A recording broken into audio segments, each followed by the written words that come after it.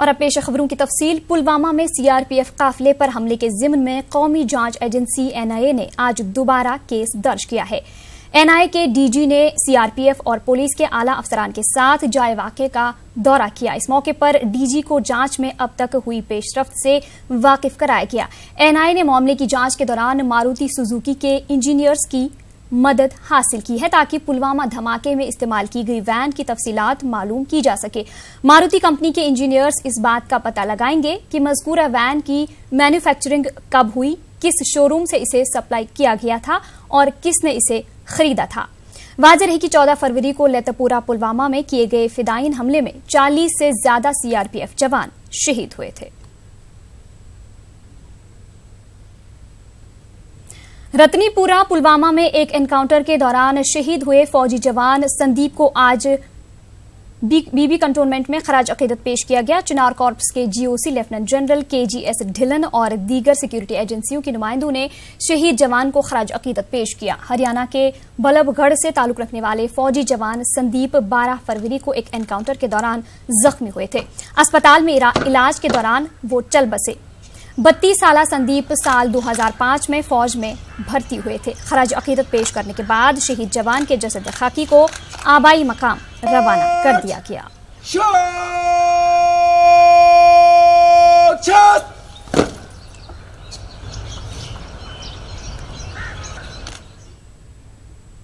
PDP सदर महबूबा मुफ्ती का कहना है कि वादी कश्मीर में दहशतगर्दी फैलाने वाले मिलिटेंटों के खिलाफ कार्रवाई करने का पाकिस्तान को एक मौका देना चाहिए। जम्मू में मीडिया से बात करते हुए महबूबा मुफ्ती ने इस उम्मीद का इजहार किया कि पाकिस्तानी वजीर आजम इमरान खान मुंबई हमलों के कसूरवारों के खिलाफ कार्रवाई करेंगे। चाहे पठानकोट का हमला हो या बॉम्बे हमला हो, उसमें उनको कुछ सबूत दिए गए थे, उस पर कोई एक्शन नहीं हुआ।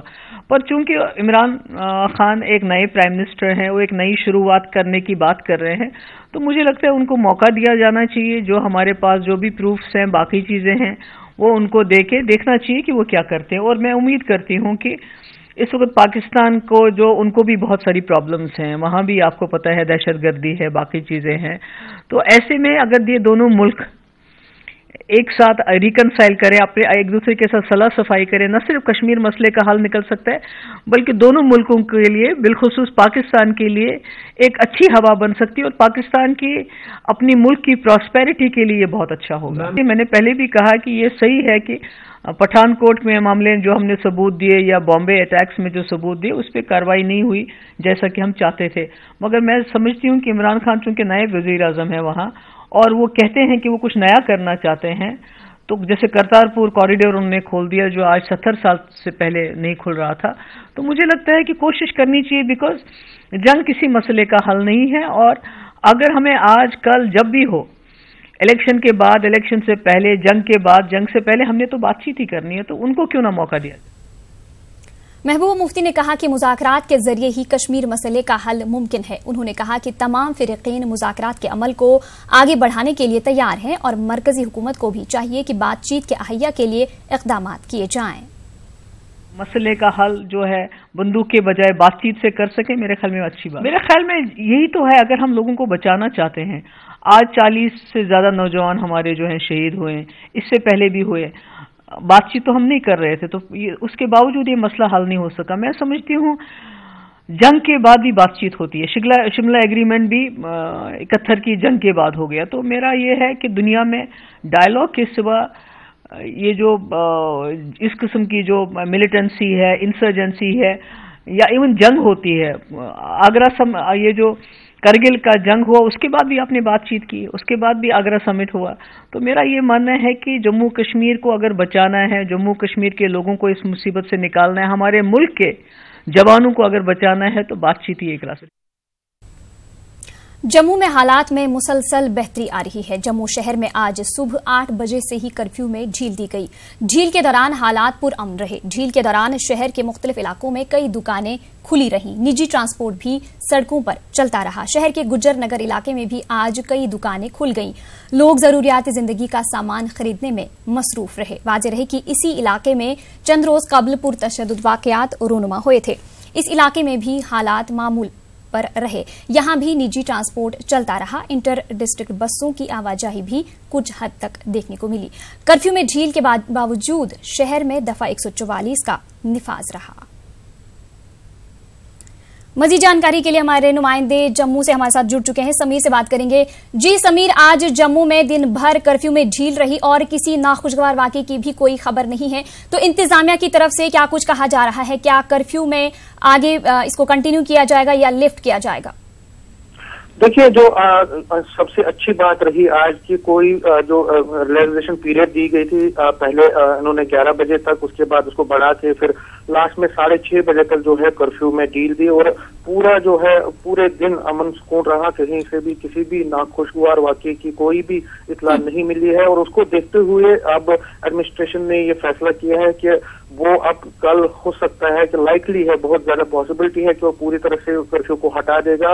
और दूसरी खबर ये भी है कि कल स्कूल खुल जाएंगे। कई दिनों से स्कूल खुल नहीं रहे थे, हालांकि कॉलेजेस कल भी बंद रहेंगे, लेकिन स्कूल खुल रहे हैं तो उससे राहत की सांस ले सकते हैं जो स्टूडेंट्स है, क्योंकि बहुत सारे कई दिनों से जो एग्जाम्स होने वाले थे, चाहे 8th क्लास के और 9th क्लास के एग्जाम्स, वो पोस्टपोन किए गए थे। तो कई दिनों से जो बच्चे भी थे वो भी सफर कर रहे थे, लेकिन वो अब कल स्कूल खुल जाएंगे। तो दूसरी तरफ जो है जो एडमिनिस्ट्रेशन है उसने अभी आज जो है 2G का सर्विस जो है 2G सर्विसेज को बहाल किया था कुछ देर के लिए, लेकिन फिर उनको बंद किया गया है। उसकी वजह यह है कि उस दौरान कुछ अफवाहें उड़ी थी, जो अफवाहों का बाजार गर्म हो गया था, जो बिल्कुल भी बेसलेस था। जैसे मैं आपको बताऊं कि ये कहा गया कि बागे बहू में कोई लड़की की डेथ हुई है, जो कि बिल्कुल गलत निकला। इसी तरह जानीपुर में कुछ इंसिडेंट की खबर गर्म हुई, जो अफवाहबाजी निकली।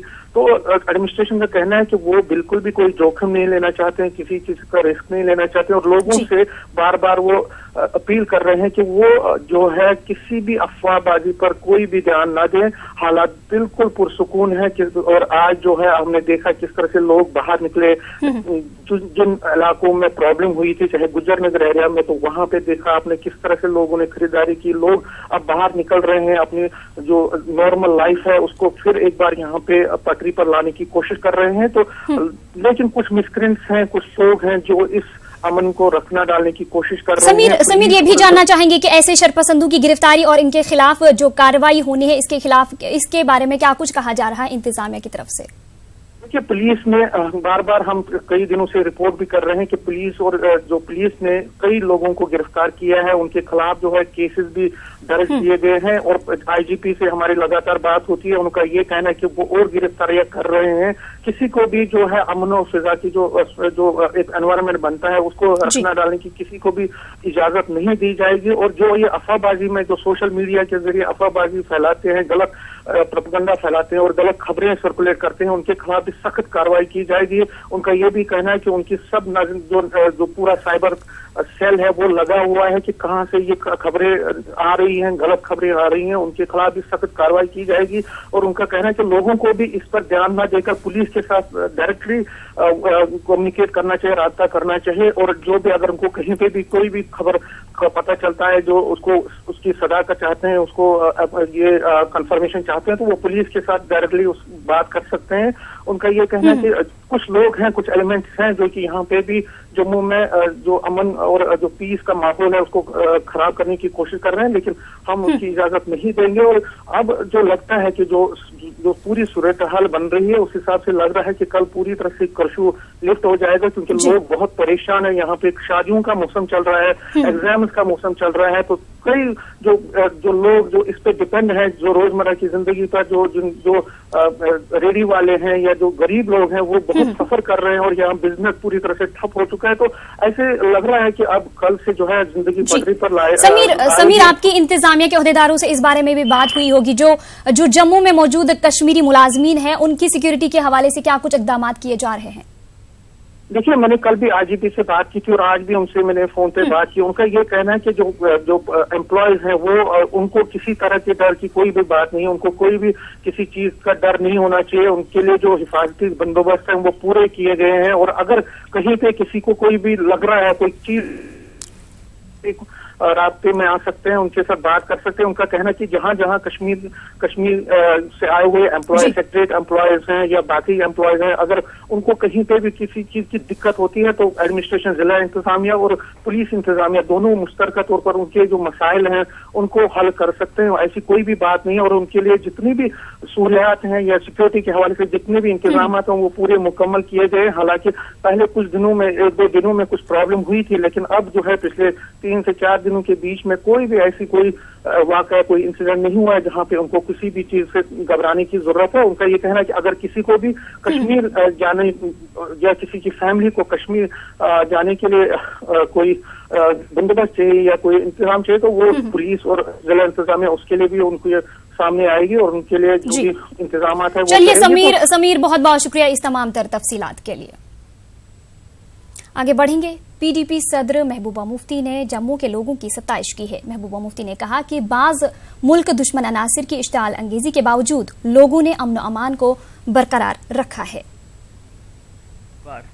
जो हिंदू मुस्लिम सिख भाईचारे की एक मिसाल कायम की, हालांकि यहाँ कुछ हादसे, कोई इंसिडेंट्स ऐसे हुए मगर उसमें आम जम्मू के लोग शामिल नहीं थे। उसमें जो मिसक्रिएंट्स होते हैं, जो समाज दुश्मन लोग होते हैं, जो शरपसंद लोग होते हैं, उन्होंने कोशिश की। जो पुलवामा में बहुत ही बदकिस्मत हादसा हो गया जिसका हमें बहुत अफसोस है, उसका फायदा उठा के उन्होंने कोशिश की कि जम्मू कश्मीर में, जो जम्मू में जो भाईचारा है, जिस तरह यहाँ लोग इकट्ठे रहते हैं, उसको नुकसान पहुंचाया जाए, जिसमें उन्होंने गाड़ियां जला दी, तोड़ फोड़ की, बाकी चीजें की। पर मुझे खुशी है कि आज जो है माहौल फिर दोबारा जो है नॉर्मल हो रहा है और यहाँ जो चैम्बर ऑफ कॉमर्स हैं या दूसरे जो भी यहाँ इस किस्म के जो लोग हैं, उन्होंने भी इसमें बड़ा पॉजिटिव रोल किया। और जो अब गैर महफूज अपने आप को महसूस करते थे, उनकी देखभाल की। उसमें काफ़ी सारी ऐसी जो है फलाई तंजीमें हैं, वेलफेयर तंजीमें हैं, जिन्होंने वहाँ लंगर लगाया, खाना शाना पिलाया और कश्मीर की तरफ काफ़ी लोगों को रवाना किया। नहीं बल्कि पूरी दुनिया में कहीं आपको सेकुलरिज्म की मिसाल देखनी हो तो मुझे लगता है आज फिर जम्मू के हिंदू और मुसलमानों ने उसको दिखा दिया। मैं समझती हूँ कि मैं जम्मू के लोगों को, यहाँ के हिंदुओं के, यहाँ के मुसलमानों को, यहाँ की फलाई तंजीमों को, जो मैं उनकी बहुत शुक्रगुजार हूँ कि उन्होंने इस मुश्किल वक्त में यहाँ हालात को जो है काबू में रखने की कोशिश की। पुलवामा हमले के बाद मुल्क भर में पैदाशुदा सूरत हाल के बावजूद मुल्क की मुख्तलिफ रियासतों से सयाह वादी कश्मीर आ रहे हैं। काफी तादाद में सयाह सयाहती मकाम गुलमर्ग का भी रुख कर रहे हैं। न्यूज 18 उर्दू से बात करते हुए महाराष्ट्र और दीगर रियासतों से आए हुए सयाहों ने कहा कि यहां पहुंचकर इन्हें किसी तरह की कोई दिक्कत पेश नहीं आई। इनका कहना है कि श्रीनगर में यहां के लोगों ने अच्छी मेहमान नवाजी की और रहने के लिए होटल भी फराहम किए। सयाहों ने कहा कि कश्मीर से मुतालिक जो अफवाहें फैलाई जा रही हैं वो सरासर गलत बयानी पर मबनी होती है। सयाहों ने मुल्क के तमाम लोगों से अपील की कि वो भाईचारा और अमन सलामती बरकरार रखें और कश्मीर की सैर व तफरीह करने जरूर आएं। हम लोग जब आए तो हम लोगों को बहुत ही ज़्यादा टेंशन थी कि हम लोग वहाँ पे कैसे घूमेंगे, कैसे करेंगे, पर यहाँ पे आने के बाद एकदम टेंशन फ्री लगा। मैं मेरी बेटी को भी लेके आई हूँ, इतनी छोटी मेरी बेटी है, उसको भी लेके आई हूँ और यहाँ के लोग, यहाँ का माहौल सही में बहुत अच्छा है। टूरिस्ट के लिए कोई भी यहाँ पे खतरा नहीं है और हम लोग बहुत इंजॉय कर रहे हैं। इतना होने के बाद भी यहाँ पे सब सेफ है, हम लोगों को कोई भी डर नहीं है, हम लोग बहुत एंजॉय कर रहे हैं। स्टेट्स में जो दिखाई दे रहा है मतलब कि यहाँ पे हालात बहुत ही ज़्यादा खराब है, पर वैसा कुछ नहीं है। एकदम मतलब स्वर्ग में आए ऐसा लग रहा है। तो अभी तक हम लोग ने जो भी ट्रैवल किया है एकदम मस्त है, एंजॉय कर रहे हैं। हमारी पूरी फैमिली है, उनके साथ हम एंजॉय कर रहे हैं, कोई दिक्कत नहीं आ रही हमें। अभी सब अच्छे लोग हैं, कोऑपरेटिव है, कुछ प्रॉब्लम नहीं।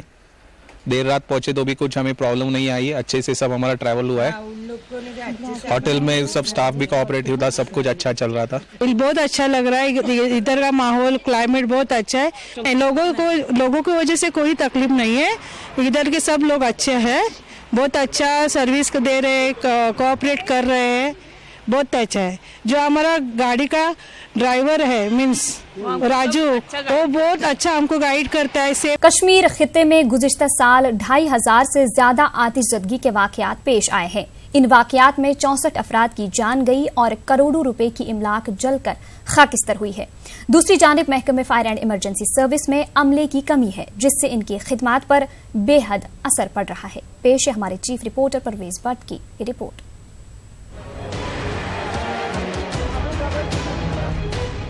बटमालू हेडक्वार्टर में तैनात महकमे फायर एंड इमरजेंसी सर्विस के ये चौकस फायर फाइटर्स किसी भी आतिशज़दगी वाक़े की इत्तला मिलने के साथ ही बगैर वक्त ज़ाया किए मुताल्लिका मकाम पर पहुंचते हैं। ये एहलकार फौरी तौर पर अपनी गाड़ियों में सवार होकर आग बुझाने के लिए तेजगामी के साथ अपनी मंजिल पर पहुंचते हैं। अगर अदादोशुमार की बात करें तो साल 2018 में आतिशज़दगी के 2741 वाकयात रुनुमा हुए हैं। इन वाकयात में 67 करोड़ रुपए से ज्यादा इंफ्रास्ट्रक्चर जलकर खाकस्तर हो गया। इस दौरान 346 दुकानें आग की नजर हुई हैं, जबकि साल 2017 में 304 दुकानें आग की लपेट में आई थी। आतिशज़दगी वाकयात में इंसानी जानों की ज़िया की बात करें तो साल 2017 में 38 अफराद की अमवात हुई थी और साल 2018 में ये तादाद बढ़कर 65 हुई है। पिछले बरस तकरीबन 59 गाड़ियां और 216 ट्रांसफार्मर्स आग की लपेट में आ चुके हैं। आतिशज़दगी के ज्यादातर वाकयात मौसम सरमा में पेश आते हैं। महकमे फायर एंड इमरजेंसी सर्विस के डिप्टी डायरेक्टर बशीर अहमद शाह ने आतिशज़दगी वाकयात रुनुमा होने की अहम वजूहात से वाकिफ कराया। सर्दी से बचने के लिए हम लोग मुख्तलिफ चीज़ों का इस्तेमाल करते हैं, जिसमें इलेक्ट्रिकली ऑपरेटेड कुछ गैजेट्स है, जैसे हीटर है, ब्लोवर है, या और भी हम अंदर पानी गर्म करने के लिए मुख्तलिफ चीज़ें इस्तेमाल करते हैं। तो उनकी ओवर हीटिंग वगैरह की वजह से आग के वारदात, खासकर हम चूँकि रात के वक्त इन चीज़ों को ऑन रखते हैं, जिनकी वजह से कभी कभार जो बिजली की तारें वगैरह वो खस्ता हालत में होती हैं तो उनमें शॉर्ट सर्किट होती है। तो वो एक ख़ास वजूहात इस सीज़न के दौरान होता है। इसमें कोई शुबा नहीं कि फायर फाइटर अमला पूरी लगन और चौकसी के साथ अपनी ड्यूटी अंजाम देता है। ताहम महकमे में अफरादी कुव्वत की कमी से उनकी मुश्किलात बढ़ जाती है। साल 2013 से इस महकमे में किसी की भर्ती नहीं हुई है और यहाँ 1000 से ज्यादा फायरमैन की आसामियाँ खाली हैं। इसके अलावा साल 2014 के सैलाब में महकमे की जिन गाड़ियों को नुकसान पहुँचा था उसे भी दुरुस्त नहीं किया गया। सैंक्शनड स्ट्रेंथ है जो होना चाहिए था वो इस वक्त, मतलब अगर गैजेटेड अफसरों की बात करें तो 26 पोस्ट्स हैं हमारे गैजेटेड अफसरों के, तो जबकि हमारे पास ज़्यादा से ज़्यादा हमारे पास इस वक्त 6 पोस्ट्स पर काम कर रहे हैं गैजेटेड अफसर, बाकी सब असामियाँ खाली हैं। हालांकि गवर्नमेंट की तरफ से इसमें कुछ पेशरफ्त हुई है। पब्लिक सर्विस कमीशन को कुछ पोस्ट भेजे हैं, 8 पोस्ट, तो उसमें वो मार्च में लगभग उसका हो जाएगा रिटर्न टेस्ट, उनके लिए वो किया है शाया। तो उम्मीद है कि इसी साल ये गैजेटेड अफसरों की कमी जो है वो भी मतलब कोशिश की जाएगी कि वो दूर हो जाए। साथ ही जो निचला तबका है, खासकर फायरमैन पोस्ट बहुत सारे हैं, लगभग 1000 के तकरीबन हमारे पास इस वक्त वैकेंसीज़ हैं, तो वो भी सरकार की तरफ से उसमें भी इस साल पेशरफ्त हुई है। 2013 में हमने भर्ती शुरू की थी, बाद में वो कोर्ट कचहरी की वजह से रुक गया। आग बुझाने वाले इस अमले का काम कठिन रहता है, लेकिन ड्यूटी अंजाम देने के दौरान मकामी अफराद की बेजा मुदाखलत से इसमें मजीद दुश्वारियां पेश आती हैं। इंसानी जान और इमलाक को नुकसान से बचाने वाले इन अफराद को तो कई मरतबा हुजूम की तरफ से नाज़िबा अल्फाज सुनने पड़ते हैं। जरूरत इस बात की है कि फायर फाइटर अमले की खिदमात को सराहा जाए और फराइज की अंजामदही में किसी किस्म की रुकावट न खड़ी की जाए। न्यूज़ 18 उर्दू के लिए श्रीनगर से परवेज भट्ट की रिपोर्ट।